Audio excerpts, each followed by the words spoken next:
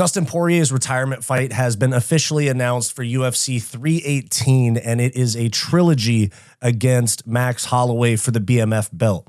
Now, this is a matchup that a lot of us were expecting given the other rumored matchups in the lightweight division. Again, a BMF headlining a pay-per-view, which means that they were short on pay-per-view headliners for this time of year, especially with them stacking International Fight Week 3 weeks before this or 2 weeks before this. But this is going to be Dustin Poirier's last fight. He made that very clear today on the Pat McAfee Show where he announced the fight here. We have a massive announcement to make as well with the city of New Orleans and yourself, right? Yeah, man. Yeah, we're coming back to New Orleans. The UFC is coming back to New Orleans in July 19th. It's going to be my final fight. I'm going to lay the gloves down in Louisiana where it all started for me. The whole journey started there, and I'm just honored to have the UFC on the same page and the state of Louisiana on the same page to make all this work. I didn't know if it was going to all come together, but it did. July 19th, me and Max Holloway are going to fight 5 rounds, main event, pay-per-view for his current BMF title. Hell yeah.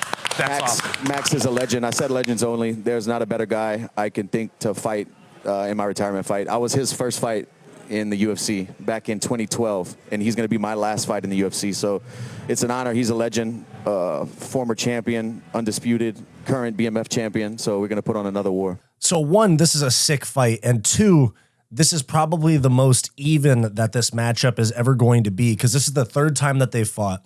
The first time, Max Holloway, UFC debut, I think on short notice. And then the second time being Max Holloway as a featherweight, moving up to 155 to fight for the interim belt on extremely short notice, like 3 weeks or something like that. So this will be the first time that Max, at least, has a full training camp for 155 pounds before the fight. Now, there was other matchups being discussed for Dustin Poirier. The idea of a Justin Gaethje trilogy was being floated around, as well as the idea of fighting Ilia Topuria, because like Dustin said in this clip, legends only. And Ilia Topuria did just change his nickname to the Legend. And it turns out that he actually asked for that fight as well. This right here is Dustin Poirier talking to Mike Bond from MMA Junkie about who he was asking for his retirement fight. I was asking for Gaethje. I was asking Hunter in the UFC for Gaethje because we're 1-1. I wanted to close out that trilogy. For some reason, they really wanted this fight. So I said, okay, that's cool because I respect the guy from my last fight. Yeah, I don't know what their thought process was of putting this together for me and Max, but I have a lot of respect for him, so it made sense to me. I said legends only. He definitely fits that. People thought Ilia Topuria changing his name to the Legend, it might be that, but was that ever discussed at all? Not once. Actually, when he said he was going to 55, I text Hunter. I texted the UFC. I said, hey, what's up? Let me know what's going on with this guy now. He's a 55. But they never entertained it. They told me it's not happening, and they wanted Max. And obviously last time, I remember so clearly, I was cage side when you and Max fought in Atlanta there for the interim title. That came together like relatively short notice. I think you were originally going to fight Tony Ferguson at the time. It didn't happen, and they got in Max.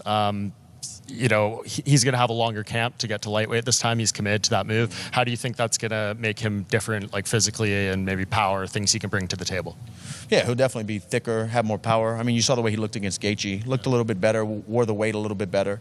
But Max is a big guy. You know, he could have been at 55 for a while, but it'll be a completely different fight. There are gaps of years between our fights. The first one was 2012, then 2018, 2019, now 2025. Each fight is a different fight. It's the same guy, but we've been in the gym and fought so many great world-class guys. We're both different fighters every time. So now, despite the multi-year gaps in between their fights and obviously the evolution of both guys, that would lend to Max Holloway having more success as the years went on and catch up to holes in his game that Dustin Poirier exploited at some point. But now we have it. Dustin Poirier's retirement fight is Max Holloway. So we have some matchmaking to do in this lightweight division.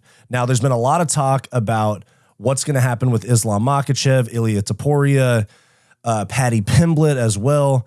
There's a lot of matchups to make at lightweight. It seemed like for a while we were a little bit of a gridlock because we were waiting to see if Islam Makhachev was going to move up, who Max Holloway was going to fight, who Ilia Topuria was going to fight. But we have the news as of yesterday that Makhachev and Topuria are both in fight camps right now, which tells me they're going to be fighting International Fight Week. I'm pretty convinced at this point that Ilya versus Islam is going to headline International Fight Week. And then if Islam wins that fight, they'll allow him to move up to 170 for a double champ status, which he should be able to do right now. But they need a big headliner for UFC 317. Jones Aspinall's not going to happen anytime soon, probably November. DDP Hamzat, not on the table right now. Probably going to happen October in Abu Dhabi, something like that. Maybe Australia in September. I think they're doing one there. But we need a super fight for International Fight Week. It's always been the showcase type of card for the big talent. Like they put Volkanovski on that card when he was pound for pound #1. They put Conor on that card at 264.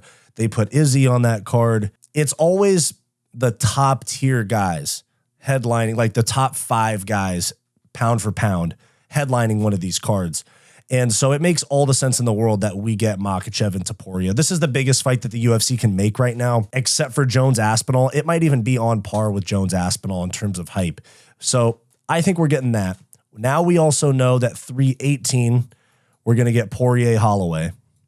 Sick fight. I know we've already seen it twice, but like Dustin was saying, massive gaps in between the fights to where there's enough development where the fights are not total repeats of each other. It's not like they just ran it back 3 fights in a row in 1 year or a year and a half, something like that. For one, I think Dustin's going to win. That means he's going to retire with the BMF belt, and then we're going to have a vacant BMF, and they can kind of do whatever they want with that belt to do a pay-per-view headliner without an actual championship. So the rest of the card, or not the rest of the card, but the rest of the matchups that we have to make, Matus Gamrot just got matched up with Ludovic Klein, who's unranked. So Gamrot is banished to the apex for the time being.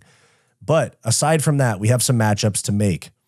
Personally, I think we are going to get on the same card as Islam and Topuria. I think we're going to get Saruki and Oliveira rematch. Don't necessarily love it, but both guys want to fight for a belt.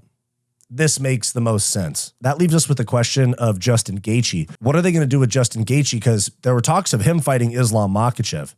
I think they are going to do Justin Gaethje, Paddy Pimblett for the #1 contender fight, because Paddy Pimblett's too big of a name now. They can't have him fight down in the rankings. They can't have him fight a Moicano, not even a Beneil Dariush. He's going to fight Gaethje, in my opinion. I don't think they're going to rebook Gaethje Hooker, and I think that leaves us with Dan Hooker, Renato Moicano. So I think this is how the lightweight division is going to stack up the rest of the year. I'd say all of these most likely happen this year. Only one of them currently announced, but this is how I see the lightweight division playing out. You also have the possibility of a McGregor and Michael Chandler happening at some point. We have Benoit Saint-Denis matched up with Joel Alvarez. Mauricio Hufi's most likely going to be taking on Beneil Dariush. But there's also the possibility of Moicano versus Beneil Dariush. But this is what I'm thinking. Logically, these matchups make sense, and also fights that I'd want to see. So again, UFC 318, they're going back to Louisiana. Probably going to get some other Louisiana guys on the card, like Brendan Allen. You'll probably get a very high-profile co-main event, such as, the last time that they did a BMF fight for a headliner, it was Gaethje Poirier 2. And you had Pereira Blachowicz as the co-main event. So Pereira as a big star, just without a belt around him. They're going to do something like that. It'll be another big name. I mean, even if we look at our matchups here, it would make a certain level of sense to do Gaethje Pimblett as the co-main event, or Hooker Moicano as the co-main event. But this is a headliner. This is the headliner for 317, I think. This makes a ton of sense to also go on the card. This would make a ton of sense on the 318 card. Also, this would as well.